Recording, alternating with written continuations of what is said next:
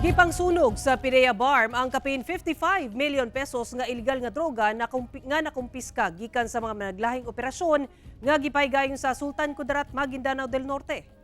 Mutimbang sa kapin 8 ka kilo sa illegal nga droga ang gisunog sa usa ka pasilidad sa Sultan Kudarat, Maguindanao del Norte adlaw Miyerkules. Gipangunahan kini sa Philippine Drug Enforcement Agency kauban ang ubang otoridad.